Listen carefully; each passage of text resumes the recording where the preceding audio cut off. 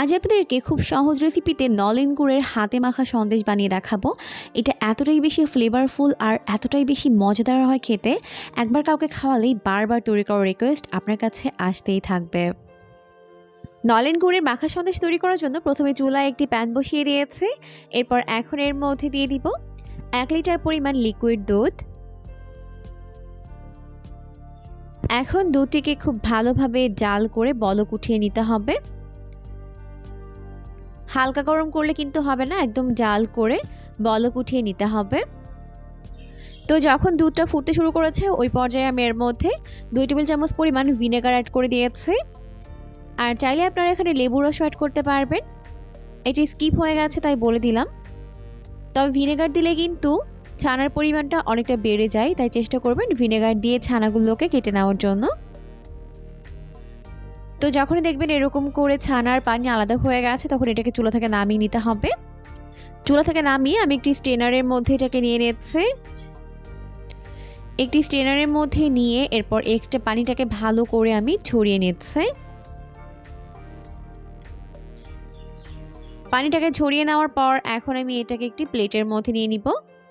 তার আগে ছানাগুলোকে নর্মাল পানি দিয়ে কয়েকবার ভালো করে ধুয়ে নিতে হবে, এতে করে ভিনেগারের টক ভাবটা আর ছানার মধ্যে থাকবে না। এরপর ছানাগুলোকে খুব ভালো করে হাত দিয়ে এভাবে করে মেখে নিতে হবে, খুবই সফট করে মাখতে হবে। তো এরপর চলে এলাম পরবর্তী স্টেপে। তো প্রথমে চুলায় একটি প্যান বসিয়ে দিয়েছে, এখন এর মধ্যে অ্যাড করে দিচ্ছে প্রায় 150 গ্রাম পরিমাণ লিকুইড দুধ।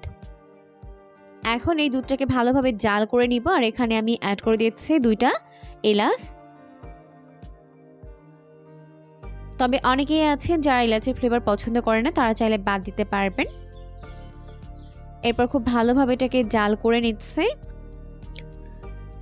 তো জাল করার এই পর্যায়ে আমি এর মধ্যে অর্ধেকটা পরিমাণ ছানা দিয়ে দিব, দিয়ে খুব ভালো করে মিশিয়ে নিব।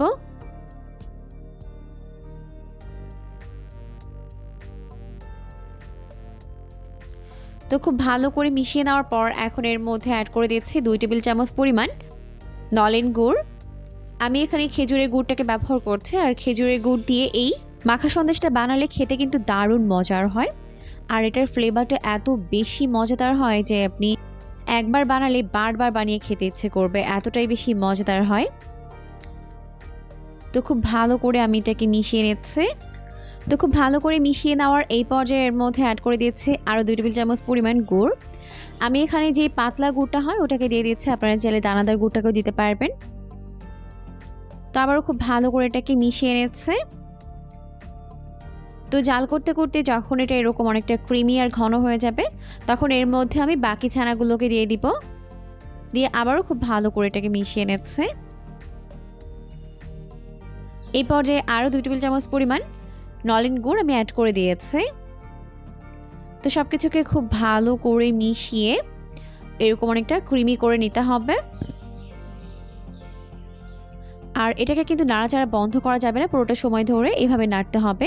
নাড়াচাড়া বন্ধ করলে কিন্তু নিচে থেকে লেগে যেতে পারে। তো দেখতে পাচ্ছেন এটা অনেকটা এরকম ক্রিমি হয়ে গেছে আর ছানার পানিটাও কিন্তু টেনে গেছে। এই পর্যায়ে অনবরত নেড়েচেড়ে এটাকে আরও কিছুটা টানিয়ে নিতে হবে। তো দেখতেই পাচ্ছেন এটা অনেকটা ক্রিমি আর ঘন হয়ে গেছে, ছানার পানিটা কিন্তু এখন পুরোপুরি সরে গেছে। তো এই পর্যায়ে আমি এখানে আরও 2 টেবিল চামচ পরিমাণ গুড় অ্যাড করে দিচ্ছি, দিয়ে আবারও সব কিছুকে ভালো করে মিশিয়ে নিচ্ছে।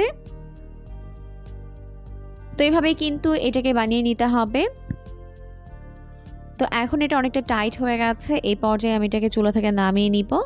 এই সন্দেশটা বানানোর জন্য একটু সময় নিয়ে এটাকে ভালো করে মেশাতে হবে, তাহলেই কিন্তু এটা পারফেক্টভাবে এরকম অনেকটা দানাদার আর ঘন হয়ে যাবে। তো এখন কিন্তু হয়ে গেছে, এটাকে চুলা থেকে নামিয়ে নিব। চুলা থেকে নামিয়ে আমি এটাকে একটি বাটির মধ্যে সেট করে নিব।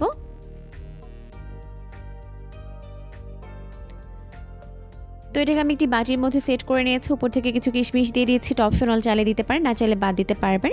এরপর আপনাদের সাথে কেটে শেয়ার করছি।